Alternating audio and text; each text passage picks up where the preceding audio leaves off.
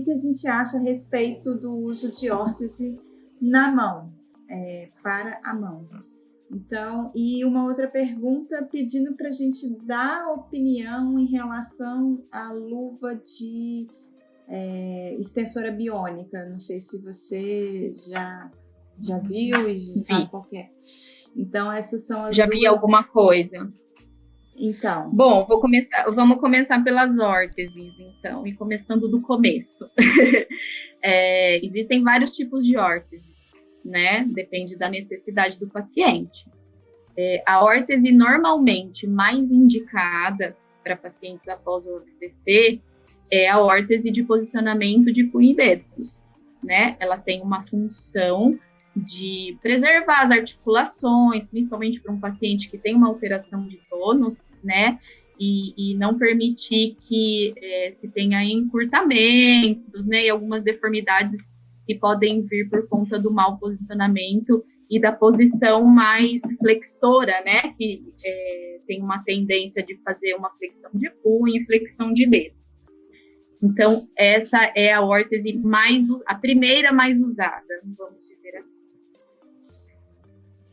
Eu tenho pacientes que usam essa órtese em alguns períodos, mas que tem também uma órtese que a gente chama de funcional. É uma órtese que ela só posiciona punho e ela deixa os dedos livres, tá? Essa órtese, ela é indicada mediante uma avaliação e quando a gente acompanha o paciente e vê que ele tem uma boa ativação, uma boa resposta, né, de movimentação de braço, de antebraço, mas existe uma fraqueza de punho, né, grande, e aí ele não consegue dar função para esse membro, porque quando eu tenho uma fraqueza de punho, eu não consigo manter uma estabilidade, eu não consigo fazer preensão, eu não consigo manter os objetos na minha mão. Então, a gente prescreve também essa órtese com um objetivo de aumentar a funcionalidade, né? Fazer com que esse paciente, no dia a dia, consiga fazer as atividades que ele necessita com uma maior facilidade. E prevenindo também encurtamento aí de musculatura de punho, né? Então, o que a gente faz normalmente? O paciente, quando ele precisa das duas órteses, ele usa a longa, né, que é posicionamento de punho e dedos, normalmente à noite, para dormir, e durante o dia ele usa essa de punho. Por quê? Se eu quero que ele use aquele membro, eu não posso deixar a mão dele imobilizada, certo? Então, ele dá preferência para a órtese funcional durante o dia, né? Existe aí um tempo adequado para usar alguns intervalos, e à noite ele usa essa longa de posicionamento para dormir. Essa é uma dúvida muito constante. As pessoas não sabem, acham que só existe um tipo de órtese e não sabem da órtese Não, funcional. tem muitas. Tem pacientes, por exemplo, que tem uma boa ativação de musculatura flexora e extensora de dedos, mas que tem uma fraqueza de musculatura de polegar e o polegar fica, né, lá escondido na palma da mão e na hora de ele fazer a apreensão, ele não tem força para estender. Aí tem uma outra órtese que a gente chama de abdutora de polegar. Ela é bem curtinha, eu posso até associar ela com uma órtese também que vai posicionar o punho e facilitar também a apreensão. Então, por isso que eu digo que, assim, precisa de uma avaliação bem detalhada, assim, da funcionalidade, do tônus muscular, qual o objetivo com cada órtese, né? Pra gente não...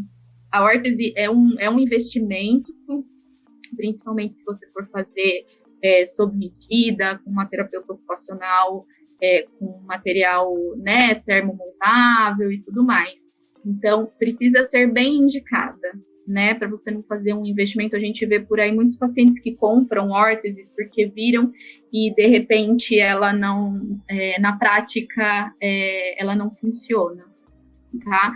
Então, assim, entre várias outras órteses, a gente pode até criar. A gente tem alguns modelos que são já existentes, né? Mas a gente tem a possibilidade de criar dispositivos de acordo com a necessidade do paciente. E aí sai um pouquinho, né, desses modelos que já são pré-estabelecidos. Sim, sim. E sobre a luva biônica, o que você consegue falar para a gente? Olha, eu não conheço a luva biônica, eu conheço só pelos vídeos, né, que eu vejo na internet. Me parece ser um recurso bem interessante, uma criação, assim, muito inteligente, mas eu sou bem receosa de indicar sem realmente testar a funcionalidade, né? A gente sabe que a mão do paciente neurológico tem muitas especificidades, né? Então, eu sei que ela promove a extensão, né? Ela ajuda na extensão, os vídeos que eu vi. Ótimo ajudar na extensão, a gente sabe que é um movimento bastante difícil para o paciente fazer extensão de dedos, mas e aí o quanto ela vai dificultar para ele fazer preensão de objetos, né? O quanto ela vai aplicar de resistência, aí dependendo da alteração de tônus que esse paciente tem, então o quanto ela realmente vai ser funcional. Eu acho que ela deve ter muita funcionalidade, sim, para alguns casos, mas eu não tenho uma opinião formada sobre o uso dela e indicação para pacientes com AVC. A minha opinião é a mesma que a sua. Como, assim, para a gente estar falando algumas coisas que a gente está falando aqui hoje, gente, já existiram diversas pessoas que perguntaram a respeito disso e pesquisaram a respeito disso e chegaram a alguma conclusão através de estudos científicos. É difícil a gente ficar tirando alguma coisa de trás da orelha. É claro que a gente tem a nossa própria experiência, né, que ajuda a gente também a guiar aí a questão científica também, né? Mas não tem comprovação, né? Não tem comprovação científica. E assim, não é que tudo tem que ter comprovação científica.